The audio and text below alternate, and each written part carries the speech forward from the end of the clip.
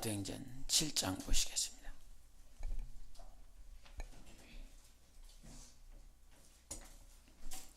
사도행전 7장 22절부터 25절까지 보겠습니다.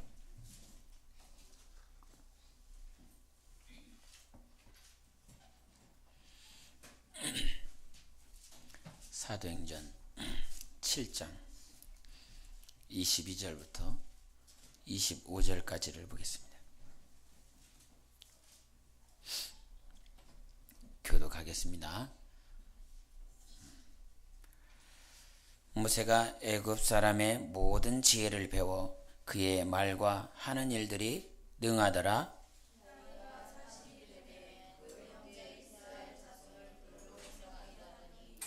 한 사람이 원통한 일 당함을 보고 보호하여 압제받는 자를 위하여 원수를 갚아 애굽 사람을 쳐 죽이니라.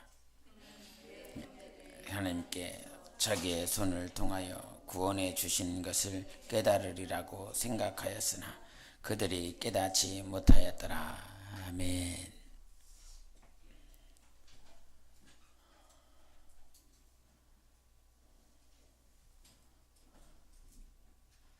할렐루야. 너는 왜 서 있어? 이리 와, 맨 앞으로.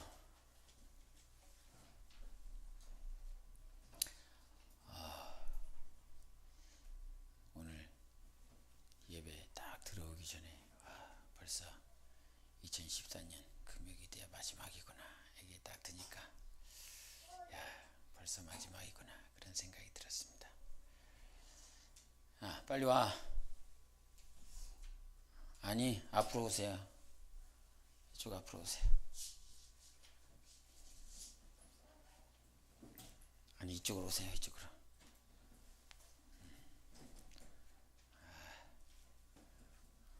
우리 유미는 자나 본데. 우리 어수선한데. 우리 옆 사람 싸대기 한번 때려주세요. 너 너무 어수선한데. 이게 좀 어수선해. 오늘 말씀을 준비하면서 신앙생활을 하면서 우리가 영적 생활을 하면서 지금까지 왔는데 지난 시간들을 되돌이켜보며 가장 중요했었던 순간들이 하나님 살아계십니다. 하나님 진리입니다. 하나님 생명입니다. 라고 많이 들었지만 많이 반복해서 지속적으로 들었지만 내가 하나님을 찾아가고 우리가 신앙생활하는 일에 가장 중요했었던 순간들이 언제였을까 그런 생각을 해봅니다. 여러분이 하나님을 만났을 때 하나님 앞에 나아가려고 했을 때 하나님을 이 마음 중심으로 하나님과 교제하고 사귀었을 때 그때가 언제였을까 라고 하는 그런 물음 속에 하나님께서 깨달음에 대한 것들을 주님께서 한번 터치를 해주셨습니다. 깨닫는다라고 하는 것, 내가 깨달았다. 깨닫는 것이 무엇일까? 내 신앙생활에 하나님을 깨달았다. 말씀에 대해서 깨달았다. 그런 깨달았다라고 하는 순간들이 신앙생활 가운데 가장 중요했지 않았나 그런 생각을 하나님 앞에서 또 이렇게 조명을 해봅니다. 내가 언제 하나님을 깨달았고 내가 오늘 진리를 깨달았고 내가 오늘 말씀 가운데서 신앙생활이 무엇인지 어떻게 해야 되는 것인지 언제 깨달았고 언제 그 깨달음 속에서 그 깨달음 자체가 그냥 나의 지식 내가 생각하는 그런 나의 주장과 나의 안목이라고 하는 그 안목에서 깨달은 것이 아니라 주님이 내게 두드려 주셔서 주님이 나를 이렇게 부숴주셔서 우리가 호두를 깔면 손 아구 힘이 쏜 사람은 이렇게 손으로도 그것을 깬다라고 하는데 이것을 깨뜨리지 않고서는 그 호두 안에 있는 그 알맹이를 정작 내 것으로 소유할 수 없는 그런 모습을 보게 됩니다. 그처럼 잠언에서도 이 공의로 미련한 자는 그 공의로 방아를 찧을 때 그 공의로 아무리 찧어도 미련한 것이 벗겨지지 아니한다라고 그랬는데, 내 삶 가운데 나는 너무나 미련하고 우둔해서 하나님께서 이렇게 두드리고 깨뜨리고 늘 하려고 하시는데 피하고 도망가고 내가 깨뜨려지지 않았을 때 그런 모습들, 그러다가 넘어지고 좌절하고 이 세상에서 소망이 없고 그런 힘들고 어려움 가운데 주님 앞에 나아갔더니 주님이 한 번에 나의 허물과 연약한 것, 무지한 것들을 다 깨뜨려서 내 알맹이, 내 속의 것들을 다 드러내 놓으셨는데, 그 속의 것들을 다 드러내서 주님 앞에 딱 서니까 너무나 보잘것없었다라고 하는 것. 우리가 아담과 하와가 범죄하고 나서 그들이 나뭇잎으로 자신의 허물과 연약한 것들을 다 가렸는데, 그들 스스로 열심히 가리고 열심히 뒤덮고 해서 사람들의 눈을 속였고 사람들의 의식에서는 자유스러울 수 있었지만, 그러나 하나님은 아담을 부르실 때 아담아 아담아 내가 어디 있느냐라고 이미 그의 영혼을 부르셨습니다. 그때 그의 고백은 내가 하나님 앞에 두려워서 숨었습니다 라고 하는 고백을 합니다. 우리는 언제나 하나님 앞에서 이미 모든 것들이 발가벗겨진 것처럼 하나님의 모든 것을 다 아는데, 그 다 아시는 하나님 앞에서 자기의 모든 것들을 이렇게 감싸 안으면서 자기를 다 휘두르려고 합니다. 우리가 하나님 앞에 신앙생활 한다라고 하는 것은 자기의 미련한 것도 하나님 앞에 내어 던지는 것이고, 자기의 연약한 것도 하나님 앞에 내어 던지는 것이고, 그 어떤 것도 자기를 감지 아니하고 하나님 앞에 자기의 미련한 모든 것들을 다 알맹이 것들을 다 겉껍데기들을 하나님께 이렇게 내어 맡겨드리는 것인데, 우리는 신앙생활하며 저는 이런 과거에 이런 우리가 어제였습니까? 오늘이 금요일, 어제 우리 성경 퀴즈 언제 있죠? 수요일. 그저께 성경 퀴즈를 하다 보면, 성경 퀴즈 할 때 누구나 느끼지만 정말 전도사고 목사고 집사고 권사고 무슨 직분자고 막 어떤 평상시에는 막 날아다니는 막 능력 있고 막 하나님의 말씀에 대해서 잘 알고 뭐 말씀 전하라 그러면 막 2시간 반도 전하고 막 이렇게 정말 대단하다. 하나님을 많이 아는 것 같다. 하나님의 이 성경을 많이 아는 것 같다. 저 사람 참 어떻게 저렇게 말을 잘할까. 그래서 예수 믿는 사람들을 말쟁이라고 그러잖아요.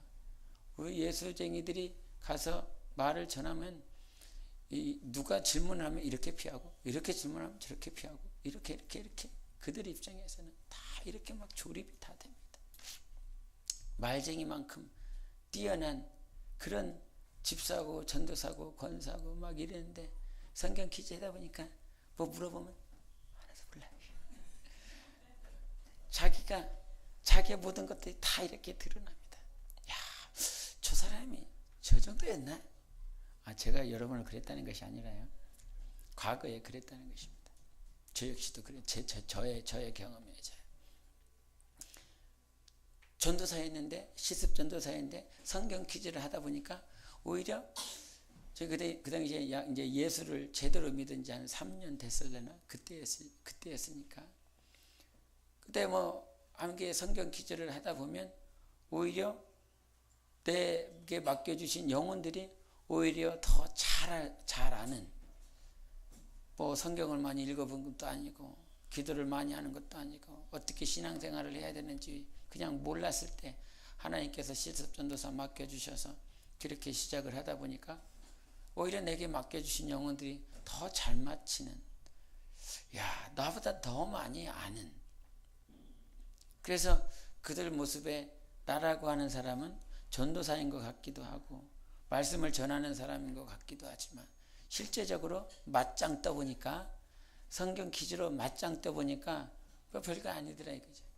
그렇게 보여지지 않았을까 그런 생각도 해봅니다.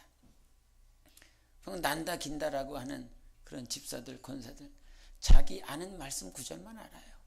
자기가 많이 들었었던 것만 아는 것이지 그냥 그래서 이거 얘기하고 저 얘기 또 하고 이거 자기 하는 얘기. 그래서 여러분이 몇 장 몇 절 딱 하는 거라고 이렇게 말을 딱 해보면 안다 이 말이죠. 우리 요한복음 3장 16절은 다 아시잖아요. 요한복음 14장 21절도 다 알고요. 우리가 요한복음 17장 3절도 알아요. 그러나 그 외의 것들을 말을 하면 정말 자기가 하나님 앞에서 레마로 깨닫고 하지 않은 것은 모릅니다. 우리가 하나님을 아는 데 있어서 뭔가 많이 하는 것 같지만 어떤 한 부분, 한 모양만. 그래서 고린도전서 13장에 우리는 다 아는 것 같지만 부분적으로 알고 있다라고 하는 것. 이것이 하나님 앞에서 정말 맞다. 뭐 성경이 꿰뚫어졌다, 뚫어졌다라고 말을 하지만 오직 하나님만이 전지전능하신 분이십니다. 그래서 성경이 꿰뚫어졌다라고 말을 하지만 그 꿰뚫어진 것에서 여전히 경험하지 못하고 아직도 복음 중재되지 못한 부분들은 하나님께서 그 계시를 가려놓으면 그 어느 것도 볼 수 없고 깨달을 수 없습니다. 그래서 오직 하나님으로만 가능한 것이죠. 그래서 하나님 앞에 정말 그렇게 난다 긴다라고 하는 직분자들 그래서 딱 들여다보면 이게 다 드러나는 누군가가 저를 이렇게 볼 때도 뭐 말씀을 전할 때는 목사 같지만 그러나 평상시에는 아무런 붙잡것도 없는 그냥 그런 사람. 어떤 전도사를 딱 자세히 들여다보면 영적인 모습과 실제적으로 살아갔을 때의 그 모습, 어떤 직분자들의 모습을 딱 이렇게 막 파헤치기 위해서 요즘 과거에는 기독교나 목사나 어떤 예수 믿는 사람들에 대한 그 이슈화가 상당히 적었습니다. 그런데 요즘 기자들이 많아서 또 신문 기자들도 많고 TV 기자들도 아나운서도 많고 그런 매스컴 매체가 참 많다 보니까 이 기독교가 이 매스컴에서 많이 부각될 때가 있습니다. 그 부각되어진 목사들, 전도사들, 어떤 기도원 원장들 그들을 세상의 기자의 눈으로 자세하게 정밀하게 들여다보니까 정말 겉으로 드러나는 것과 실제 안에서 행해지고 있는 모습들이 너무나 확연히 달라서 이런 사람이 목사입니다. 이런 사람이 전도사랍니다. 이런 사람이 기도원 원장이랍니다. 식사하면서도 정말 목사에게 시험 많이 듣고 목사에게 이 원한이 많이 있는 그런 평신도들의 모습들을 또 이렇게 듣다 보면 그래 저게 나의 잘못이고 내 잘못이다. 그런 생각도 또 해봅니다.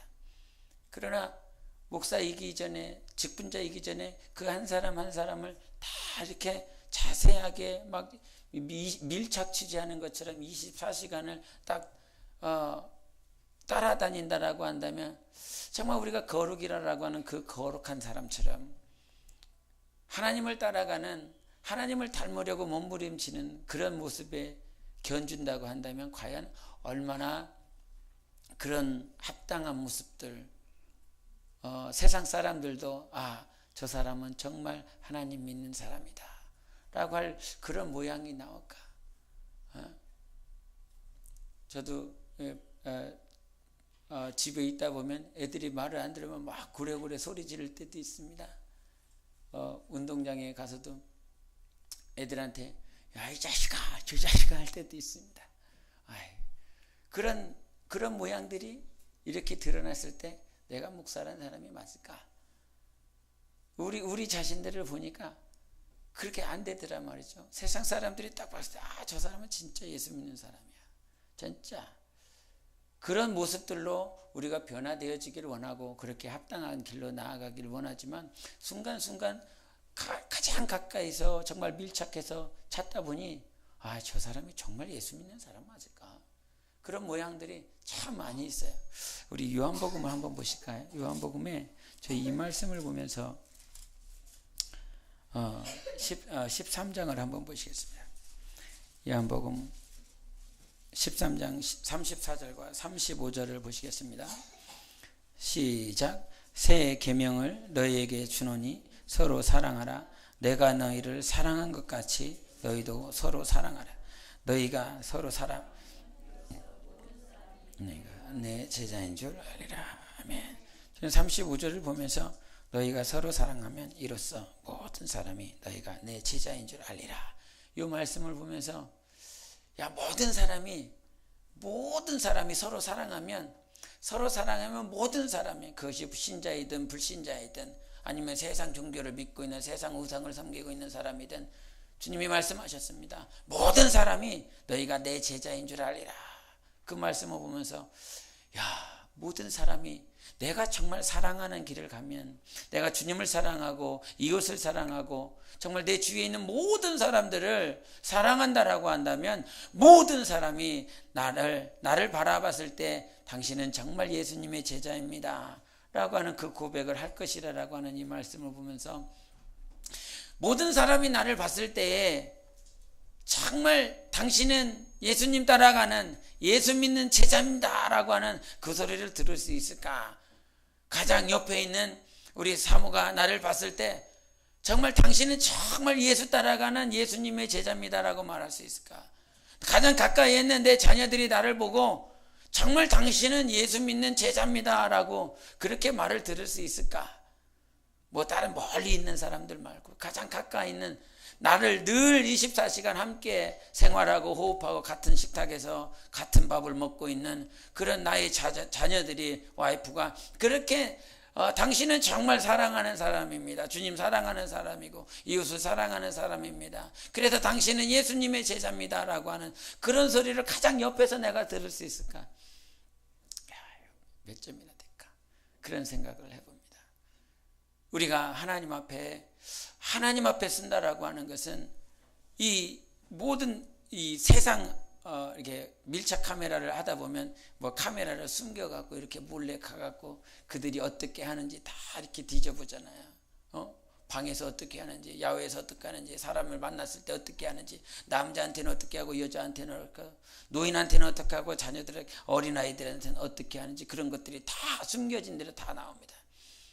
만약에 그것이 카메라가 숨겨지지 않고 오픈된 상황에서 그렇게 한다라고 한다면 혈기를 안 내겠죠. 미워하지 않겠죠. 질투하지 않겠죠. 시기하지 않겠죠. 늘 스마일하면서 늘 웃으면서 아주 자상한 자처럼 아주 행복한 자처럼 기뻐하는 자처럼 목사처럼 신령한 자처럼 그렇게 그 카메라에 비춰질 것입니다. 그러나 그것이 감춰지니까 카메라가 감춰지고 자기 눈에 보이지 않으니까 자기가 원하는 대로 자기의 생각대로 자기의 감정대로 행동하는 그들의 모습이 아니라 우리들의 모습이 보이더라 이 말이죠. 하나님 앞에서 하나님이 보이지 않기 때문에 여러분의 시각상 여러분의 영적인 시각이 닫혀 있으면 마치 밀착 카메라에 있는 그 카메라가 어떤 박스에나 어떤 상자 안에 어떤 옷 안에 벽 안에 숨겨진 것처럼 그냥 아무것도 보이지 않고 하나님은 우리를 늘 보고 계시고 늘 주시하고 계심에도 불구하고 자기가 하나님을 인지할 때에 하나님의 시선이 마치 카메라가 감춰진 것처럼 그렇게 생활하고 있지는 않는가? 하나님께서 자기를 보신다라고 영적으로 시선이 열리면 그때는 자상하고 하나님의 성품도 나오고 하나님의 감정, 하나님의 언어, 하나님께서 기뻐하시는 생각들이 나오지만 영적인 시선들이 가려져서 하나님이 나를 지금 주시하고 있다라고 하는 것이 보이지 않으면 카메라가 숨겨졌기 때문에 아주 자유롭게 자기의 욕심을 따라서 자기의 감정 따라서 행동하는 모습들이 그렇게 나온다 이 말이죠. 우리가 한번 깨달음이라고 하는 그 깨달음 속에서 하나님 나는 예수 믿는다라고 하지만 여전히 그 호두처럼 하나님의 시선이 느껴지지 않고 자기 자신을 이렇게 누군가에게 가리고 있는, 감싸고 있는, 그래서 그 누구도 나 자신을 느끼지 못하게 자기가 원할 때, 자기가 기뻐할 때, 자기가 합당하다 생각했을 때만 자기 스스로를 오픈해서 하나님 앞에 자기를 드러내고 너 주변 사람들에게 드러내는 그런 모습들은 아닌가. 우리가 신앙생활 하다 보면 정말 중요한 것이 깨달음이다라고 하는 것을 하나님께서 자꾸 터치해 주십니다. 하나님의 시선이 지금 깨달아지고 있는가? 하나님의 마음이 깨달아지는가? 하나님이 나를 향한 그 사랑이 깨달아지는가? 그러면서 에베소서 3장에 대한 그 말씀을 다시 한번 보게 하셨는데 우리 한번 보시겠습니다. 에베소서 3장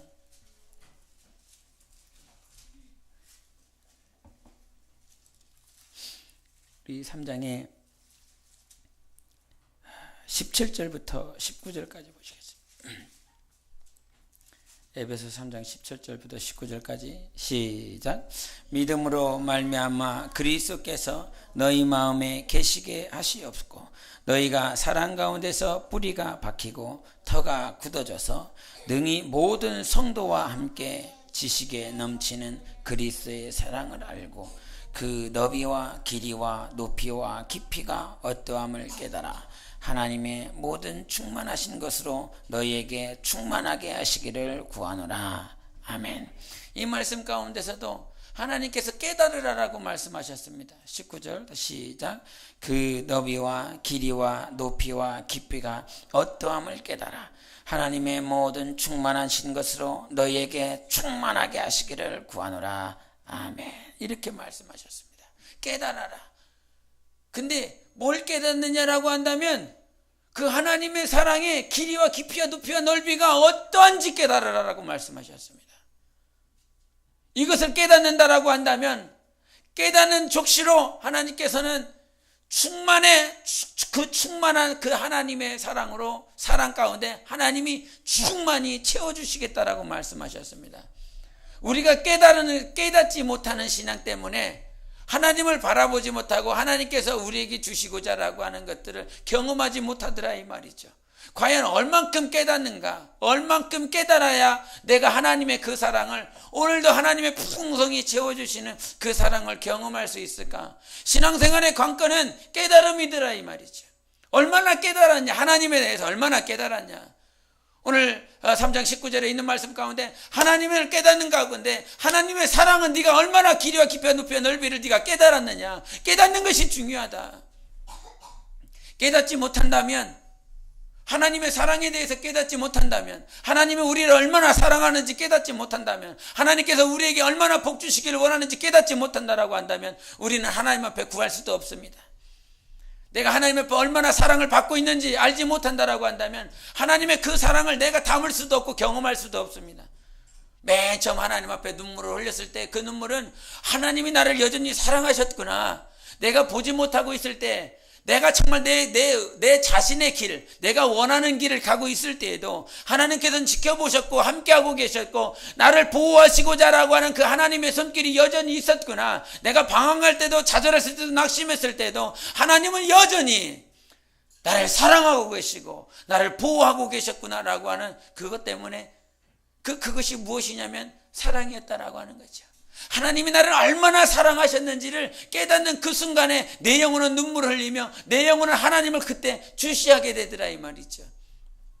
얼마나 깨달았습니까? 지금까지 신앙생활하면서 하나님의 사랑의 길이와 깊이와 높이와 넓이를 얼만큼 깨달았습니까? 그 깨달음을 쫓아서 하나님께서는 우리의 영혼에 그 충만함으로 채워주시겠다라고 하나님께서 약속하셨어요. 우리가 신앙생활하면서 깨닫는 자는 하나님께서 주시고자 하는 것들을 받지만 우리가 깨닫지 못한다라고 한다면 하나님께서 우리에게 주시고자 하는 것들을 경험하지 못합니다. 우리가 예배 중에서도 성령으로 깨닫는 자들이 있고 성령으로 깨닫지 못하는 자들이 있습니다. 하나님께서 찬양 가운데 하나님의 임재가 지나가지만 그것을 하나님의 임재함을 경험하지 못한다라고 한다면 그 임재하시면 나하고는 상관없이 하나님은 그냥 지나가십니다. 말씀 가운데서도 하나님은 그 말씀 가운데 임재하시지만 그 임재하심을 내가 경험하지 못하고 깨닫고 있지 못한다고 한다면 하나님의 임재하심은 그냥 또 지나가는 것입니다. 얼만큼 내가 신앙생활에서 하나님을 경험하고 깨닫고 있는가? 하나님, 내가 지금 하나님을 얼만큼 깨닫고 있습니까? 그것이 보여질 때에, 내가 하나님을 깨달은 그 깨달음의 크기가 내게 보여질 때에 내가 얼마나 무지하고 연약한 자인지를 알 수 있습니다. 내가 하나님 앞에 얼만큼 더 달려나가야 될지, 하나님 앞에 얼만큼 더 성장해야 되고 성숙해야 될지를 그때 보입니다. 깨닫지 못하면, 자기 자신을 깨닫지 못한다라고 한다면, 하나님, 내가 마치 성장한 자처럼, 성숙한 자처럼, 하나님 앞에 완전한 자처럼 그렇게 신앙생활한다 이 말이죠. 그러나 우리는 완전할 수도 없고 온전할 수도 없습니다. 오직 하나님께서 우리를 붙잡아 주셨을 때에만 완전함을 유지할 수 있습니다. 그 완전함, 그 온전함을 하나님께서 붙잡아 주실 때만이 가능한 것입니다. 우리가 겸손이라고 했을 때, 언제 겸손한, 우리가, 여러분이 하나님 앞에서 언제 겸손한 것 같습니까? 우리 둘째 아들을 보면, 그 둘째 아들이, 탕자가 아버지를 떠나서 외국에서 방탕하게 모든 것을 다 허비하고 나서 그가 느끼는 것은 자기가 아버지께 범죄했다라고 하는 사실입니다. 내가 죄인이다라고 하는 그 사실, 아버지 앞에서 온전히 설 수 없는 죄인이다라고 하는 그 사실을 깨달았을 때 그 자신은 그 아버지 앞에 겸손이라고 하는 자세를 취하게 됩니다. 근데 우리 여러분의 신앙생활을 한번 생각해 보시기 바랍니다. 내가 하나님 앞에 범죄하고 나면, 내가 하나님 앞에 죄를 짓고 나면 하나님 앞에 정말 이렇게 땅을 치며 통곡하며 눈물을 흘리며, 하나님 죄인입니다, 불쌍히 여겨주세요, 하나님 불쌍히 여기세요, 나는 내 영혼을 불쌍히 여겨달라고 하나님 앞에 겸손의 모양을 나타냅니다. 겸손의 모양을 하나님 앞에 그렇게 드러내려고 합니다. 죄를 짓고 나면 그렇다 이 말이죠.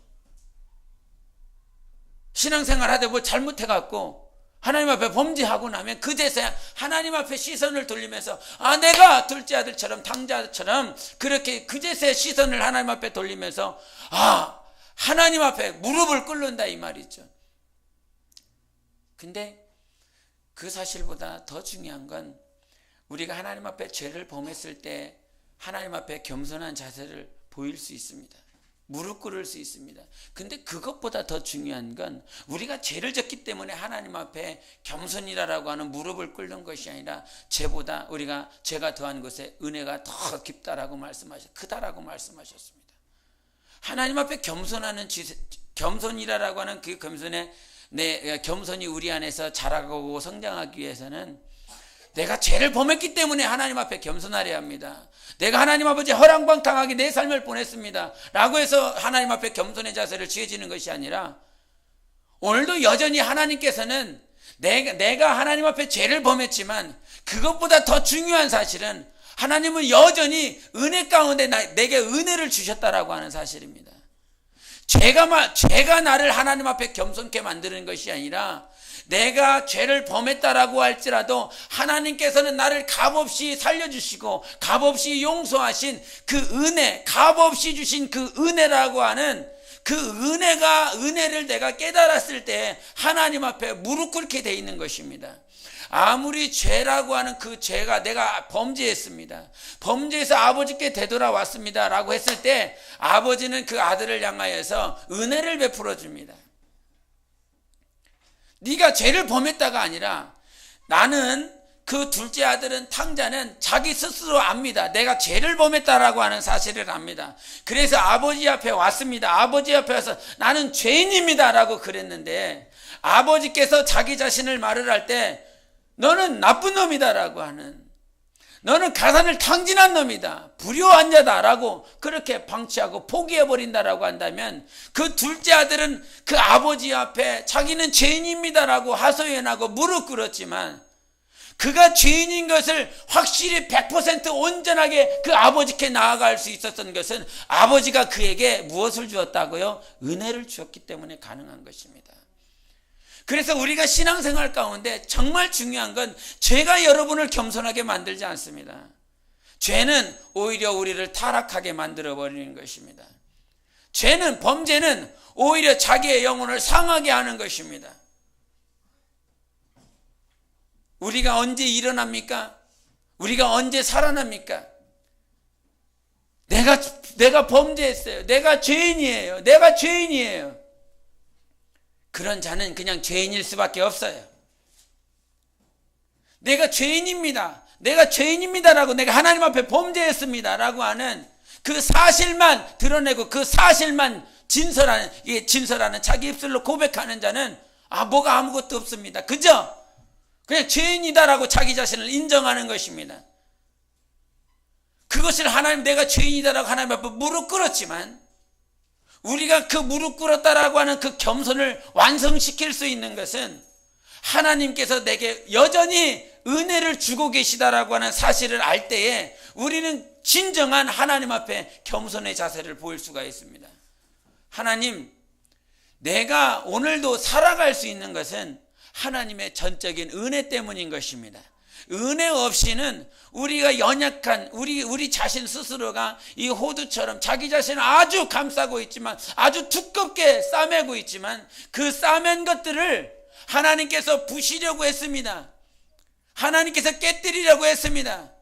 그러나 하나님의 그 깨뜨림 가운데 자기를 놓지 않냐고 세상에서 자기를 방탕하게 보냈다 이 말이죠.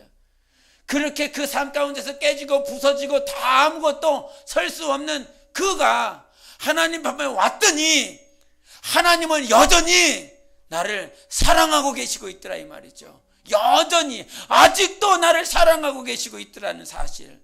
그것이 무엇이냐면, 내가 죄인입니다. 천부여 의지 없어서 두 손 들고 옵니다. 두 손 들고 왔다라고 할지라도, 내가 두 손 들고 왔다라고 하는 그 자체가 중요합니다. 내가 하나님 앞에 내가 두 손 들고 왔습니다.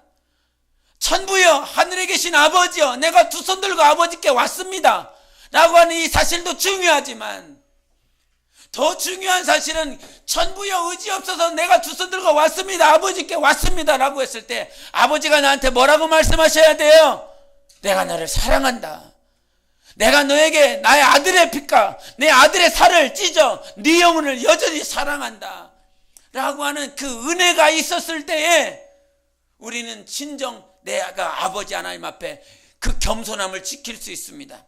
내가 범죄해서 겸손해지는 것이 아니라, 하나님 앞에서 내가 비록 범죄를 했다라고 할지라도 하나님의 그 크신 은혜를 내가 성령으로 깨달았을 때에 겸손을 완성할 수 있는 것입니다. 할렐루야. 신앙생활은 내가 범죄할 수 있습니다. 내가 하나님 앞에 온전치 못한 모습을 보일 때도 있습니다. 그러나 하나님은 우리에게 은혜라고 하는 은혜를 주셨습니다. 값없이 주셨습니다. 그 값없이 주신 그 은혜 때문에 오늘도 나는 하나님과의 거룩한 사귐을 이룰 수 있는 것이고, 하나님 앞에서 내가 더 깨닫기를, 하나님 앞에서 더 옳은 방향으로, 합당한 방향으로 나아갈 수 있게 하시는 것입니다. 그 나아갈 수 있는 방향을 만들어 주시는 것이 깨달음인 것입니다. 그래서 신앙생활은 하나님과 나 사이에 사귐이 없으면 절대로 깨달음이 없습니다. 우리가 묵상이라고 하는 말을 하는데, 그 묵상이라고 하는 것은 그냥 내가 가만히 넋놓고 있는 것이 아닙니다. 무엇을 묵상하라고 그랬습니까? 여호와의 율법, 하나님의 말씀을 묵상하는 자라고 그랬습니다. 하나님 앞에서 내가 깨닫는 신앙생활을 하고 싶다라고 한다면 무엇을 가지고 가야 된다는 거? 하나님의 말씀을 가지고 가야 되는 것입니다. 하나님의 말씀이 없이 그냥 무엇인가를 골똘히 생각하는 건 그냥 자기가 하는 자기 생각인 것입니다. 하나님과 교제하고 하나님으로부터 깨달음을 정말 받기를 원한다라고 한다면 말씀이라고 하는 것을 하나님 앞에 가지고 가야 됩니다. 하나님, 이 말씀에 대해서 하나님께서 내 영혼에 깨닫게 해주시옵소서. 그것을 무엇하는 것입니까? 묵상하는 것입니다. 그 하나님의 말씀을 묵상한다라고 하는 그 말씀은 결국은 하나님을 생각한다라고 하는 것입니다. 할렐루야. 오늘도 하나님을 생각하셨습니까? 하나님의 말씀을 묵상했습니까? 이 말은 하나님을 생각했느냐 이 말이죠. 하나님을 향한, 하나님이 우리를 향한 생각과 마음과 계획과 의도는 너무나 크고 너무나 위대한데, 내가 하나님을 생각하는 시간은 너무나 적고 너무나 빈약하다라고 하는 그 사실. 그냥 어느 순간 지나쳐버리고 어느 순간 그냥 자기의 삶을 오늘 하루도 그냥 이렇게 지나쳐버리고 무의식 중에 하나님을 의식하지 않고 하나님 앞에서 내가 하나님을 경험하지 않는 그런 삶들이 있다 이 말이죠. 무엇을 깨닫느냐? 하나님이 나를 향한 시선을 우선 깨달아야 됩니다. 하나님께서 나를 향한 사랑과 하나님의 은혜가 어떠한 것인지 깨달아야 됩니다. 깨닫지 않는 신앙은, 하나님 앞에서 깨닫지 않는 묵상이 없는 신앙은 말이죠, 그 영혼은 절대 성숙할 수 없습니다. 귀신을 쫓고 많은 사역을 하지만 하나님과 사귐이 없으면, 즉 하나님과의 사귐 속에서 깨달음이 없으면 그의 영혼은 절대 성숙으로 나아갈 수 없습니다. 우리가 어떤 동영상을 보면 조그만 했을 때는 아버지가 슈퍼맨이고 조금 더 크면 아버지가 친구고 이런 그런 동영상이 있습니다. 그러다가 장가 들고 이렇게 청소년 때 되면 아버지가 아무것도 못하는 자기보다도 더 이렇게 아무것도 못하는 아버지였다가 그렇게 방황을 하다가 아버지를 멀리 떠났다가 그가 자기 가정을 이루고 나서 이제 조금 더 이제 애를 낳고 그 애를 기르면서 생각 드는 것이, 정말 그 청소년 시절 때 방황하고 아버지를 정말 취급도 안 하고 아버지는 무능하신 분, 아버지는 형편없으신 분, 부족한 분, 그렇게 생각했다가 이제 자기가 나이 들고 애를 낳고 이제 자기도 이제 한 살, 두 살 나이 들어가면서 아버지에 대해서 한 번씩 생각해 보더라 이 말이죠. 그렇게 아버지는 세상을 떠났는데 그 세상 떠나는 그 아버지를 생각하면서 그 아버지가 이때는 어떻게 하셨지? 아버지가 이때는 어떻게 우리들에게 대해 주셨지? 자기가 자기 자식을 길러보니까 그 자식한테 행하는 그 모습들을, 결국은 방법들을 찾았는데 자기 아버지가 자기 자신한테 어떻게 해줬는지를 생각해 보면서 또 자기 자식한테 그렇게 행하는 모습들을 한번 상기하더라 이 말이죠. 그런 모습들을 보니까 자기 아버지는 내가 지금 자기 자식을 사랑하는 것보다 자기 아버지가 자기 자신을 사랑하는 것은 정말 너무나 위대하다라고 하는 사실. 나는 그렇게 자식하게 못하겠는데 아버지는 그렇게 나에게 해주시는 그 모습들을 보면서 우리 아버지 정말 나를 사랑했구나, 정말 나를 자상하게 대해주셨구나, 나는 이렇게 못하겠다. 그러면서 아버지는 위대하신 분. 그러면서 그 청소년 방황하던 시절에는 아버지를 그냥 이렇게 거들떠 보지도 않았는데 이제 나이가 들어가다 보니 이제 자기가 본받고 싶은 분이 오직 자기 육신의 아버지더라 이 말이죠. 그 아버지가 하던 대로 나도 그렇게 해야 되겠다. 그런 동영상을 보면서 참 이렇게 마음에 좀 따스함을 좀 느꼈습니다. 우리가 신앙생활함에 있어서 정말 하나님을 깨닫는 것, 하나님 앞에 빨리 하나님은 이러신 분이시다라고 하는 것을 빨리 깨달을 때에 우리는 우리의 신앙이 더욱더 성숙하고 성장할 수 있습니다. 근데 그 생각하지 않는 자체, 생각을 하지 않아요. 하나님을 묵상하지 않아요. 그냥 바쁘기만 합니다. 뭔가 열심히만 합니다.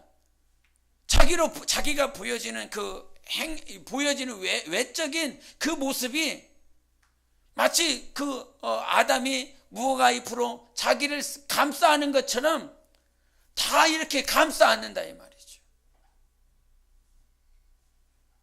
보여지는 모습들이 화려하고 놀랍고 저렇게까지 하는구나라고 이렇게 사람들에게 보여질 때는 이렇게 다 가려지고 자기의 외모만 이렇게 화려한 것만 드러나지만 그 안에는 주님과 사귐이 없습니다. 그것이 한 달 되고 두 달 되고 1년 되고 나면 그의 영은 자체는 무엇인가 정말 저 사람은 믿음 있는 사람, 우리 교회에서 없어서는 안 될 사람, 그런 직분자라고 사람들에게 인정을 받을지는 모르지만 그의 영혼은 이 안에서 여물지 않았습니다. 성숙하지 않았습니다. 하나님은 우리가 잘하기를 원하십니다. 그러나 그 잘한다라고 하는 것은 단지 보여지는 것들이 이렇게 아름답게 그들에게 포장되어져서 그들의 식견에서 밀착 취재 없는 그 카메라 가운데서 내가 그냥 자기 자신을 드러내는 모습처럼 잘하는구나, 정말 잘하는구나 라고 하는 그런 상은 받을지언정 하나님과 사귐이 없는 그의 영혼은 성숙이 절대 없다라고 하는 사실 빨리 깨달아야 됩니다.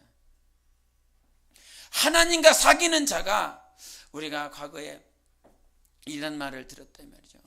내가 어떤 목적지를 가는 데 있어서 하루하루 막 이렇게 열심히 이렇게 달리는 그런 비유들을 하면서, 어떤 사람들은 급하니까 정말 이 자기 자신을 준비함에 있어서 마치 자전거를 준비해서 자전거를 열심히 페달을 밟으면서 막 굴러간다 이 말이죠.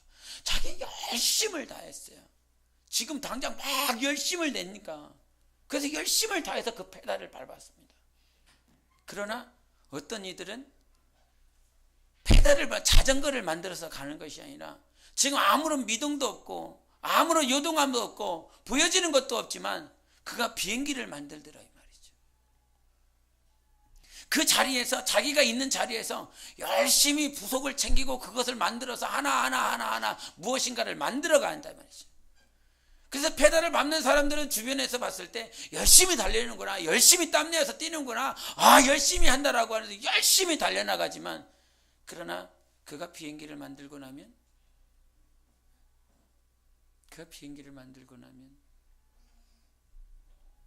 사람들이 상상할 수 없었던 그 일들이 벌어집니다. 근데 그러한 상상할 수 없는 것은 언제 이루어지냐면 하나님과 나와의 관계 속에서 이루어집니다. 하나님과 나와의 그 관계, 사귐 속에서 성장과 성숙으로 이끄시는 그 하나님께서 나를 만들어 가시면 그 옷은 자동적으로 하나님께서 만들어 주시는 것입니다. 그 대제사장에게 하나님께서 그 에봇이라고 하는 것을 입혀주셨어요. 우리의 삶은 내가 만들어 입는 것이 아니라 하나님께서 만들어 주셔서 입혀주시는 것입니다. 하나님의 뜻대로, 하나님의 원하시는 삶대로 그렇게 나아갈 때 하나님께서는 우리를 만들어 입혀주시는 것이에요. 그 사귐이 없는 자에게 있어서, 깨달음이 없는 자에게 있어서 그는 절대 성장 성숙이 없습니다. 우리가 오늘 본문 말씀 가운데 7장에서 모세가 왕으로서 살다가 그 왕이 자기 백성을 생각하게 됩니다. 자기 백성이 지금 노예로 국고성을 짓고 자기의 성을 짓고 하는 그 모습들에, 거기에서 노예로 살아가고 있는 모습들, 핍박받고 고된 삶을 살아가고 있는 그들을 그제서야 생각이 났어요. 누가 생각나게 하셨을까요? 하나님께서 생각나게 하셨습니다. 그때까지 계속 참고 있었다 이 말이죠. 하나님은 그 하나님의 때에 맞춰서 하나님의 일을 하십니다. 이제 400년이라고 하는 그 시간이 차고 있다 이 말이죠. 나의 백성, 너의 백성이 포로가 되어서 430년 동안 그 안에서 살다가 그 시간이 지나면 내가 저들을 이끌어내리라 주님이 약속하셨어요. 하나님의 때가 되어가고 있었기 때문에 하나님께서는 누구에게 생각을 주신 것이에요? 모세에게 생각을 주신 것입니다. 그 모세에게 생각을 주셔서 하나님께서는 그 모세가 순종하기를 기다리셨고, 그 순종함을 통하여서 그 자기 백성을 살리기 위해서 자기 한 백성이 그 애국 군병들에게 핍박당하는 그 모습 가운데서 자기가 정말 완력을 다해서 그를 죽였다 이 말이죠. 그때 모세의 생각은 어떤 생각이었느냐면, 본문에도 말씀하고 계시고 있지만 저들이 생각하기를 나를 구해주기 위해서, 우리를 구해주기 위해서, 나를 구해주기 위해서, 우리 민족을 구해주기 위해서 저가 그렇게 행동했다라고, 그렇게 깨닫기를 원했다라고 하는 것이었습니다. 내가 지금 저 애국 병사를 죽인 것은 내가 너희를 살리기 위해서 내가 저를 죽인 것이지, 내가 너희의 심판자, 내가 너희들의 인도자가 되고 싶어서 저희를 죽인 것이 아니다라고 하는 사실입니다. 근데 그들은 깨닫기를 어떻게 깨달았어요? 네가 우리의 심판자요, 네가 우리의 인도자냐, 누가 언제 너를 그렇게 세웠느냐라고 그렇게 깨달았다 이 말이죠. 같은 사건, 같은 상황, 같은 시간대에 살아가는 사람들, 같은 모습들을 받고 같은 사건들을 경험했지만 그 모습을 보고 깨닫는 모양이 다르더라 이 말이죠. 어떤 사람은 이렇게 깨닫고 어떤 사람은 이렇게 깨닫는다 이 말이죠. 우리가 마태, 마가, 누가에 대해서, 요한복음에 대해서 말을 했을 때 마태가 예수님을 바라보는 그 모양과 마가가 예수님을 바라보는 모양과 누가가 예수님을 바라는 모양이 전혀 다르더라고 말씀하셨어요. 마태는 예수 그리스도가 왕으로 왔다라고 말씀하셨습니다. 그리고 인자로 왔다라고 말을 합니다. 사람으로 왔다라고 하는 것이죠. 그리고 종으로 왔다라고 말을 하고 있어요. 저들이 바라보는 예수님의 모양이 다르더라 이 말이죠. 그러나 말씀하시고자 하는 것은 모양은 저들이 말을 하고 있는 예수님의 일하심, 예수님의 사역들은 저마다 다르게 봤지만 그 본질 자체는 예수님이었다라고 하는 것을 그들은 깨달은 것입니다. 옳게 깨달은 것입니다. 근데 어떤 한 사건을 가지고 저는 이렇게 깨닫고 어디는 이렇게 깨닫는다 이 말이죠. 여러분 어떻게 깨닫기를 원합니까? 어떤 한 시간 속에서, 흐름 속에서, 사건 속에서 무엇인가 진행되었을 때 여러분은 지금 이스라엘 백성들처럼 그 노예 생활을 하고 있는 그들처럼 네가 언제 나의 심판자, 인도자로 누가 너를 삼았느냐라고 그렇게 깨닫기를 원합니까? 아니면 하나님께서 이제 때가 됐으니 하나님의 일을 하시기 위해서, 하나님의 우리를 인도하시기 위해서 모세를 보냈구나라고 하는 그렇게 깨닫기를 원하십니까? 깨달음이 얼마나 중요한지 모릅니다. 하나님과의 관계가 있지 아니하면 우리의 영혼은 절대 깨달음이 없습니다. 그 순간에 즉시로 판단하고 즉시로 이렇게 비판해버린다라고 한다면 그의 영혼은 하나님과의 관계가 없기 때문에 절대 하나님께서 주시고자 하는 깨달음이 없어요. 그래서 우리가 생각하는 것, 세상 가운데서 세 번 생각하라고 그러죠. 3번 생각하고 말하라고 그럽니다. 근데 우리가 3번 생각해야 될 것은 내 생각이 아니라 하나님과의 관계 속에서 하나님을 묵상하라 이 말이죠. 하나님을 바라보라 이 말이죠. 하나님의 말씀을 생각해보라 이 말이죠. 하나님의 말씀 가운데서 이 하나님의 말씀을 기준으로 하나님을 묵상함에 있어서 하나님이 이 사건을 어떻게 바라보고 있는지, 이 환경, 이 시간을 어떻게 바라보고 있는지, 하나님의 입장, 항상 하나님의 입장에 서라고 하는 그 항상 하나님의 입장이 마음판에 있습니까? 항상 24시간 항상 내 생각, 항상 내 감정이 아닌 하나님의 입장, 하나님의 시선, 하나님의 마음, 하나님의 감정, 그것이 내 안에 있기를 주님은 원하십니다. 근데 내 안에 있기를 원하시는 하나님은 내가 하나님을 생각할 때에 그것을 가능케 하신 것입니다. 하나님 묵상하시기 바랍니다. 하나님의 말씀을 생각해 보시기 바랍니다. 하나님 이 말씀 속에서 하나님은 어떻게 일하십니까? 나의 삶도 마찬가지입니다. 하나님은 오늘도 나와 함께 하시는 분이십니다. 하나님은 나를 지켜보고 계시는 분이십니다. 어떤 사건에 대해서도 말할 때 좀 전에도 말한 것처럼 죄가 겸손케 한다라고 말할 수도 있습니다. 그러나 은혜가 내 영혼에 겸손을 완성시킨다라고 말할 수 있습니다. 또 하나님을 묵상하고 하나님의 말씀을 생각하다 보면 하나님은 다른 또 깨달음을 주실 것입니다. 그래서 우리는 자라가라고 하는 것이에요. 그냥 거기에서 머물러 있는 것이 아니라 날마다 하나님께 더 자라가라고 말씀하시는 것입니다. 그 사랑의 깊이와 높이가 오늘도 내 영혼 가운데서 더 자라나갈 수 있도록 뭐 해야 돼요? 깨달아줘야 됩니다. 그 깨달음 자체가 하나님을 나를 성장으로, 성숙으로 이끌어 주시는 것입니다. 그래서 레마라라고 하는 것은 하나님께서 나를 성령으로 깨닫게 해주시는 것이에요. 레마가 있어야 됩니다. 그 레마는 내가 깨닫는 것이 아니라 하나님께서 주시는 것이에요. 그 하나님이 주시도록 나는 하나님 앞에서 하나님을 생각하고 하나님의 말씀을 묵상해야만이 그 하나님께서 나에게 주시는 레마를 경험할 수 있습니다. 우리의 시간 동안, 우리의 신앙생활 동안 우리가 하나님 앞에서 영적 생활하면서 정말 하나님 묵상하는가? 정말 하나님 이렇게 외쳐대고 있지만 우리가 기도할 때 주님께서 뭐라고 말씀하시냐면 중언부언하지 말라고 그랬습니다. 중언부언이라고 하는 것은 이 마치 물 위에 떠 있는 것 같은 존재를 말을 합니다. 물 위에 떠 있어요.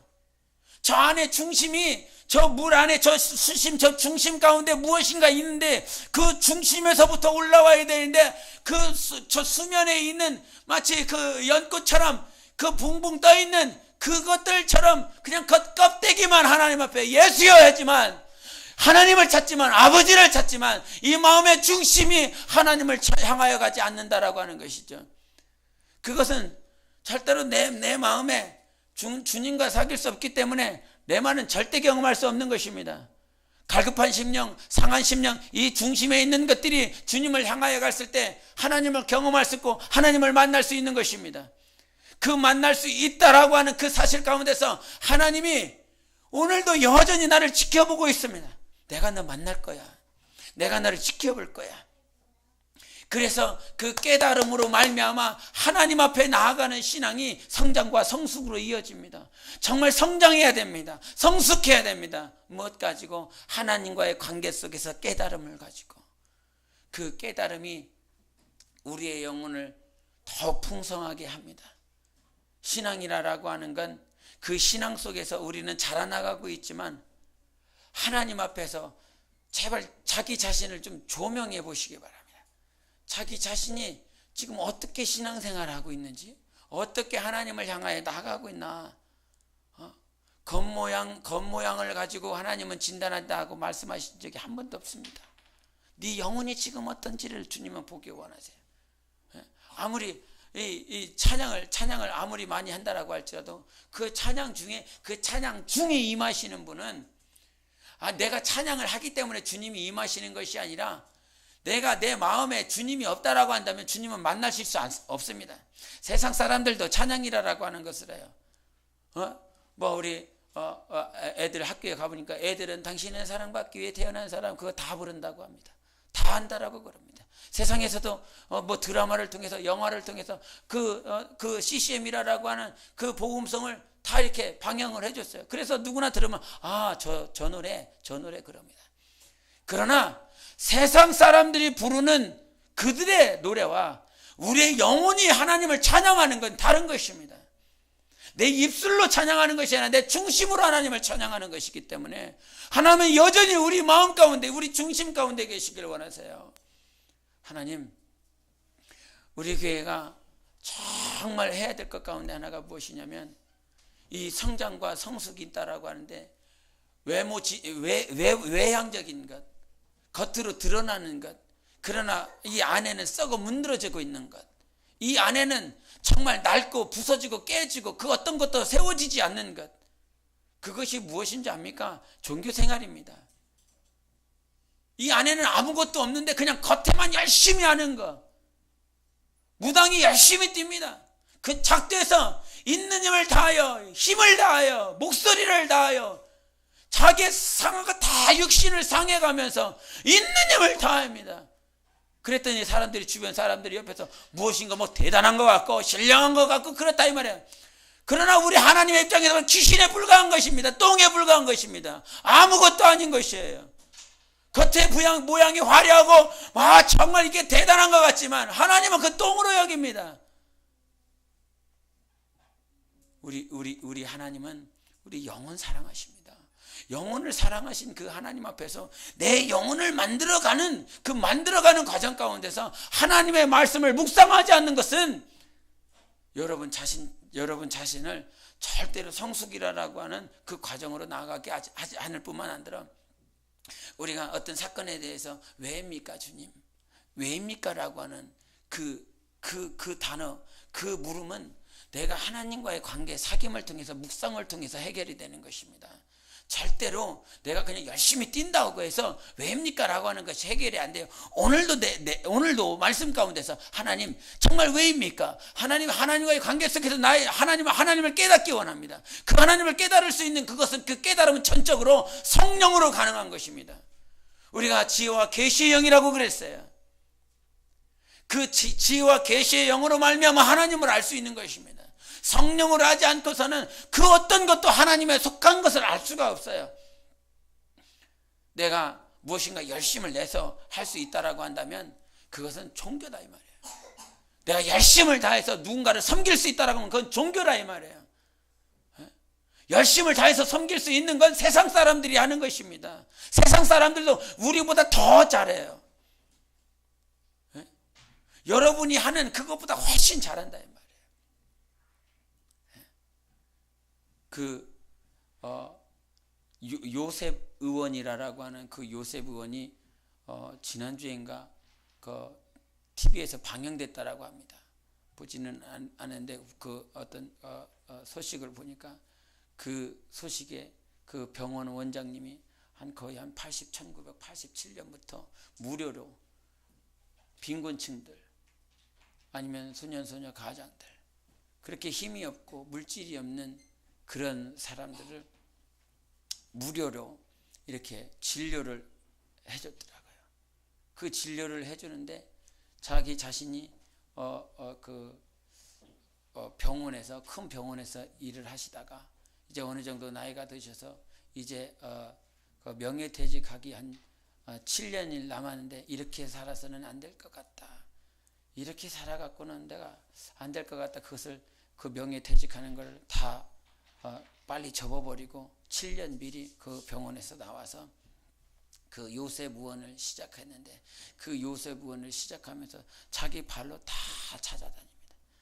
자기 발로 다 찾아다니면서 그렇게 병든 자들 뭐 어디가 힘들고 어디가 아프고 하는지 다 이렇게 말을 합니다. 그리고 그들에게 무료로 진료할 뿐만 아니라 무상으로 자기 먹을 거 마실 거 쉴 거 다 이렇게 하는 모습을 보면서 그걸 보면서 그 병원에 오는 사람들이 그냥 이렇게 말쑥하게 옷 차려입은 사람들이 아니라 가끔 우리 교회 앞에 찾아오시는 분 옷을 한 10대 개는 입으시는 분 있잖아요. 10개를 막 이렇게 막 입고 오시는 분. 왜 그래? 왜 이렇게 오셨어요? 술 먹고 넘어져서 깨졌다라고 그러고. 다 그런 식의 사람들. 막 온갖 막 냄새 나는 분. 그런 사람들이 병원에, 그러니까 다 빈곤층이니까요. 물질이 없으니까요. 힘들게 어렵게 사니까요. 그래서 누군가의 부축을 받고 오기도 하고, 정말 이게 막 비몽사몽간에 오고, 막 옷을 막 이렇게 입었는데도 막 춥다 그러고, 그런 사람들이 와서 막 씻지 않은 그 냄새, 입에서 냄새, 이 옷에서 나는 그 온갖 냄새, 그런 냄새들을 다 마다 않고 그들을 섬기는 모습을 보면서 나한테 물어봅니다. 너는 정말 그렇게 섬길 수 있겠냐? 막 이렇게 절로 막 이렇게 존경이 되는 모습을 봤어요. 야, 진짜 존경스럽다. 진짜 존경스럽다. 우리가 성령으로 하지 않는 것은 성령으로 하지 않는다라고 한다면 우리에게는 절대 무익한 것입니다.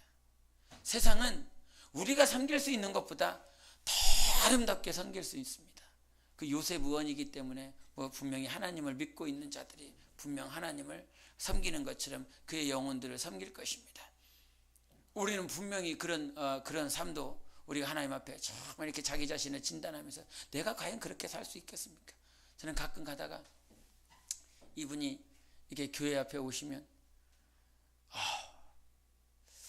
이런 생각, 내가 손님 대접하기를 힘쓰라, 그 가운데 천사를 대접한다, 이 말씀을 하면서 예수님도 이 땅에 흠모할 만한 모양이 없게 오셨는데 다른 사람들이 다 비판하고 판단하고 조롱하고 다 그렇게 침뱉은 그런 모양으로 오셨는데, 만약에 내 안에 물어봤을 때 내 안에 정말 예수님이 저 모양으로 지금 내 앞에 저렇게 오셨다라고 한다면 내가 정말 예수님을 영접할 수 있을까? 그런 문득 생각을 내가 해봤습니다. 그런 모양으로 와 계시는데 내가 그러면서 마음 가운데 정말 저가 천사의 모양으로 왔다고 그런다면 내가 지금 그것을 내가 안다라고 한다면 내가 지금 이렇게 하고 있을까? 예수님이 저 사람으로 왔다라고 한다면 내가 이렇게 하고 있을까? 그런 생각을 문득 해봅니다. 그래서 그분이 와 계시면 안에 있다가도 막 안절부절합니다. 몇 번 이렇게 나가보게 되고, 가셨나 안 가셨나, 그 목회실에서 벽에다가 귀를 대보고 소리가 있으신가 소리가 없는가 뭐라도 부시락도 하면 저도 눈이 번쩍 떠집니다. 우리 삶에 있어서 정말 그런 어떤 세상 사람들이 하는 그 섬김은 우리가 도저히 따라갈 수도 없습니다. 막 그들 막 체질되고 막 습관되고 그렇게 열심을 다해서 하는데 그들이 열심하는 그 열심은 도저히 못 따라간다. 근데 성령으로 하면 가능하다. 우리가 손양원 목사님에 대해서 얘기할 때도 그분이 나병 환자 그 한센병에 있는 그들을 찾아갈 수 있었던 것은 그 안에 하나님의 마음이 있어서 가능한 것이었습니다. 우리가 하나님의 마음이 있다라고 한다면 우리도 변화될 수 있는 것입니다. 우리가 첫째 계명에서 둘째 계명으로 넘어가는 것 주님이 말씀하시죠. 네가 사랑할 수 있는 자를 사랑할 수 있다라면 그게 무슨 상이 되냐라고 말씀하셨습니다.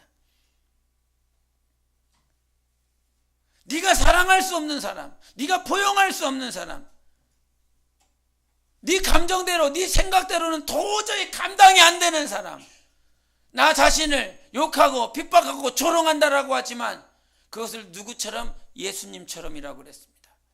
우리가 하나님을 사랑한다라고 말을 하고 있고 내 이웃을 그와 같이 섬겨야 된다라고 말을 하고 있지만 그 단계로 넘어가는 일에 자기에게 조금의 피해만 있어도 조금의 어떤 안 좋은 모습만 있어도 내가 사랑하는 일에 그래서 이런 생각도 해봤습니다. 저분을 내가 만약에 이렇게 교회로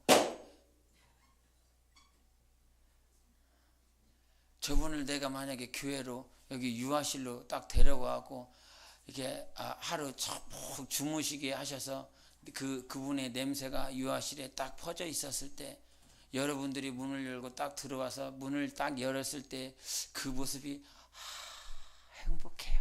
이런 표정이니까 목사님 이럴까. 그걸 한번 상상해 보게 됐습니다.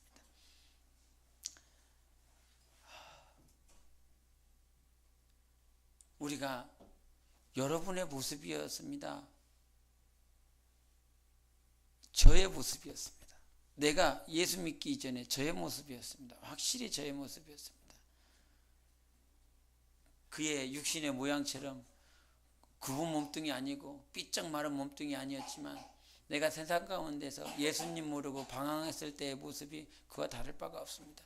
여러분의 모습과 다를 바가 없었습니다. 조금 더 좋은 옷, 조금 더 말쑥하게 차려입은 여러분의 겉모양. 그러나 예수 밖에 있었던 모양은 다를 바가 없었습니다. 과연 내가 오늘 밤에 오실라나? 주님이 왜 이 말씀을 하게 하시나? 만약에 오늘 그분이 온다면 여러분이 영접할 수 있겠습니까? 영접. 너는 안 봐서 그래. 영접하실 수 있겠습니까? 주님처럼.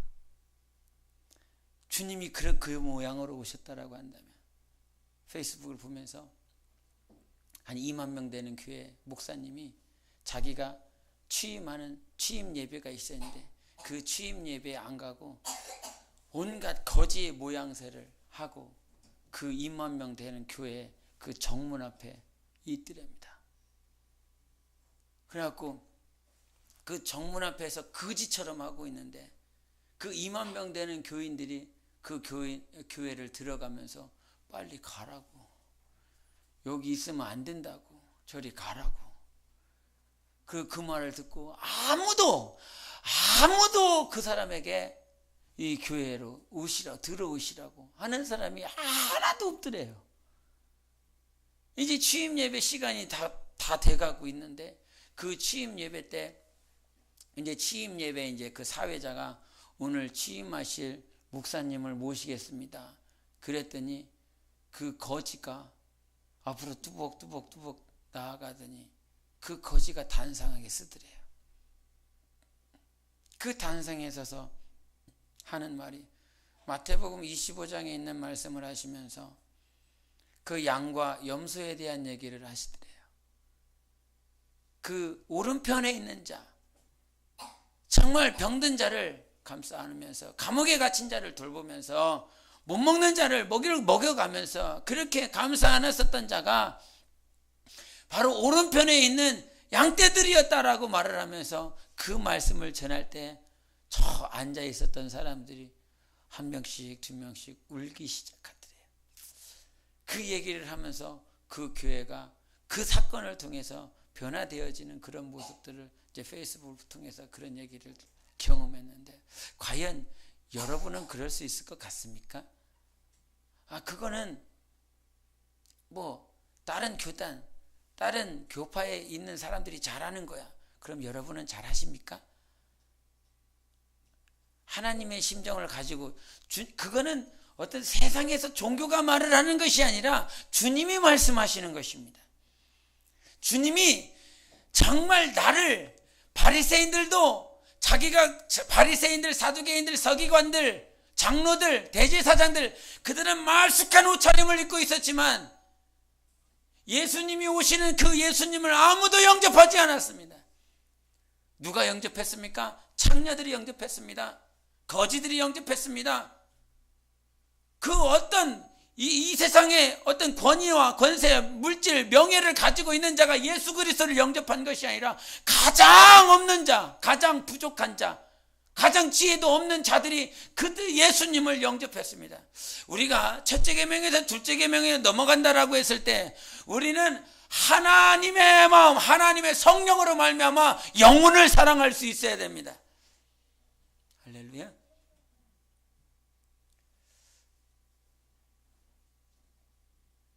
변화라고 하는 그 변화는 주님이 나를 깨닫게 해주셨을 때 변화될 수 있습니다. 주님이 나를 만져주실 때 변화될 수 있습니다. 그 사람 보니까 그때도 왔고 저때도 왔고 그전에도 왔고 계속 왔어. 그런 생각을 할 때 왜 계속 올까? 그런 생각도 해봤어. 왜 계속 올까? 그러면서 나를 또 보게 만들어요.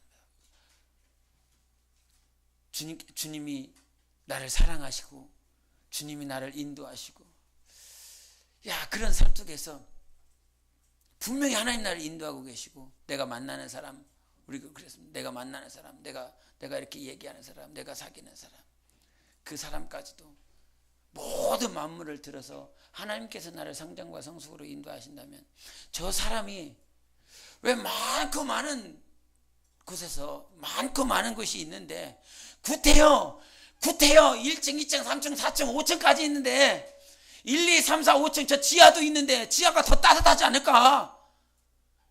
그런데 구태여 3층까지 와갖고 그 3층 저기 소파도 있는데 소파도 안 오고 여기까지 와갖고 우리 교회 앞에 딱 앉아 있을까? 그런 생각도 해봤습니다. 오늘 이거 아닌데 자꾸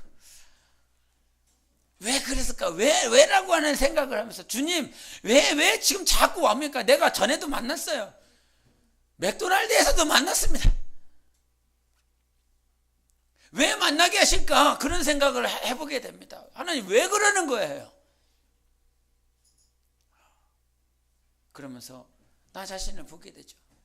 정말 주님, 내가 값없이 저 영혼을 포용하고 내가 안아줄 수 있을까요? 오늘 오시면 한번 가서 안아주십시오. 안아줄 수 있을까? 내가 욕 들어 먹을까봐 이렇게 안으로 못하겠더라고요.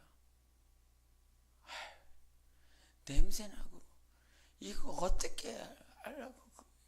내가 여러분들이 너무너무 아름답고 천사처럼 생겼는데 딱 들어왔을 때 눈에 막 불이 있으면 어떡할까? 막 머리카락이 막 하늘로 막 치솟아갖고 막 머리카락이 막 치솟아 막 불처럼 막 이렇게 있으면 내가 어떻게 하지? 주님이 야 데리고 와 이렇게 막 강력하게 하지 않는 이상은 이거 못하겠다.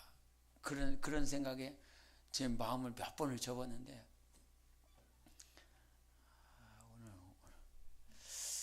오늘 사랑으로 하나 되는 우리 교회 맞습니까? 사랑이 있는 교회 맞습니까? 우리가 사랑의 시작이 어디서부터 시작한다라고 생각합니까? 사랑의 시작은 내가 사랑할 수 있는 사람을 허그하는 것이 아닙니다. 하나님의 사랑은 용서에서부터 시작하는 것입니다. 교회는 모든 사람을 용서할 수 있는 곳, 모든 사람을 포용할 수 있는 것. 여러분, 지금 우리 교회에 몸 파는 여성이 루즈 빨갛게 칠하고 머리는 길게 하고 옷은 배꼽티 입고 그 치마는 아주 짧은 미니스커트에 거기에다가 술 곤드레 만드레 해갖고 지금 여기 와갖고 이렇게 하고 있으면 여러분 어떨 것 같습니까?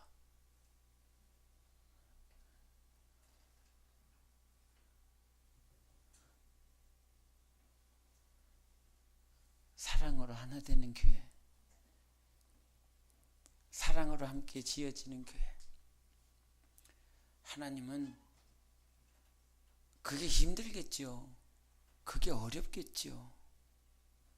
근데 개척교회를 하다 보니까 그런 사람도 벗이 되더라 말이죠. 그런 사람도 가끔 오다가 안 오면 오늘은 왜 안 오지? 섭섭할 때가 있습니다. 내가 돈 달라고 그랬는데 돈 안 줘서 안 오나? 이럴 때도 있습니다. 벗입니다. 우리 신앙생활은 하나님을 사랑하는 것처럼 내 이웃을 사랑하는 것입니다. 아까도 13장에 말한 것처럼, 요한복음 13장에 말한 것처럼 내가 너에게 준 그 세 계명, 너희가 서로 사랑하라. 그것을 지키면 모든 사람이 너희가 내 제자인 것을 알리라라고 말씀하셨습니다. 근데 그와 같은 것을 알고는 있지만 깨닫지 못합니다. 깨달았습니까? 깨달아지고 있습니까? 알지만 조금이라도 내가 감당할 수 없고, 조금이라도 내가 손해가 되고, 조금이라도 내가 이렇게 막 거부하게 되는 이 마음을 감당이 안 되니까, 그래서 주님은 십자가 매라고 그랬지요. 그 십자가를 매야만 가능하다라고. 내가 너에게 준 그 십자가를 맬 때에 네가 내 제자가 될 수 있고 내가 가는 길을 네가 따라올 수 있다라고 말씀하셨죠. 우리는 인간적인 사랑이 아니라 하나님의 사랑으로 모든 자들을 포용할 수 있는 자들이 돼야 됩니다. 내 사랑이 아니에요. 네 사랑 가지고 사랑하라고 말한 적이 없어. 네 사랑은 한 사람도 사랑할 수 없어요. 아침에는 사랑한다라고 말을 하지만 저녁에는 사랑하지 않아요. 밥 먹기 전에는 사랑한다라고 고백했지만 밥 먹고 나서는 사랑이 싹 사라져요. 그처럼 지금 사랑한다라고 1초 뒤에 정말 마치 원수처럼 대하는 거예요. 그것이 인간의 사랑인 것입니다. 그러나 하나님의 사랑은 1초 전과 1초 후가 다르지 않습니다. 영원히 사랑하는 것입니다. 영원히 변치 않는 것입니다. 하나님의 사랑이 변치 않고 나를 인도해 주셨기 때문에 내가 두 손 들고 주님 앞에 나아갔을 때 주님의 은혜를 경험할 수 있었던 것이고 주님의 사랑을 경험할 수 있었던 것입니다. 하나님의 사랑이 있습니까? 라고 물어봤을 때 우리는 정말 주님, 내가 하나님의 사랑에 풍성합니다. 그 하나님의 사랑의 깊이와 넓이와 높이가 길이가 정말 내게 풍성합니다. 충만합니다. 이렇게 말할 수는 없다라고 할지라도 그 하나님의 사랑을 나는 닮아가기 원해요. 나는 그 하나님의 사랑에 순종하기 원해요. 그것을 닮아가길 원합니다라고 나 스스로 순종이라고 하는 뭐 때문에, 하나님의 사랑 때문에 내가 순종이라고 하는 십자가를 맬 수 있어야 되는 것입니다.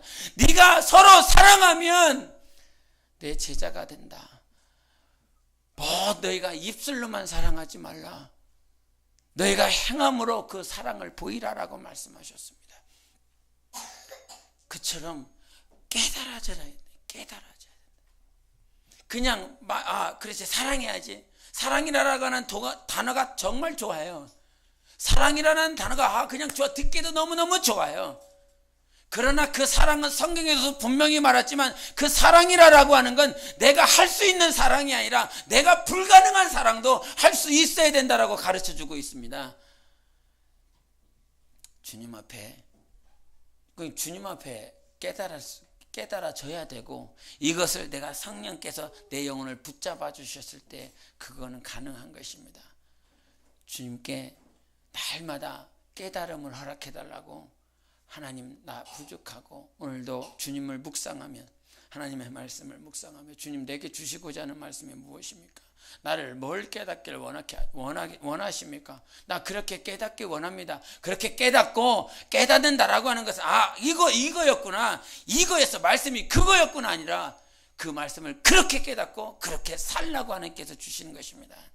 그렇게 살아갈 수 있도록 우리의 영혼을 인도해 달라고 하나님 앞에 늘 조명받으시기를 예수 이름으로 축원합니다. 기도하시겠습니다. 이 시간 기도하실 때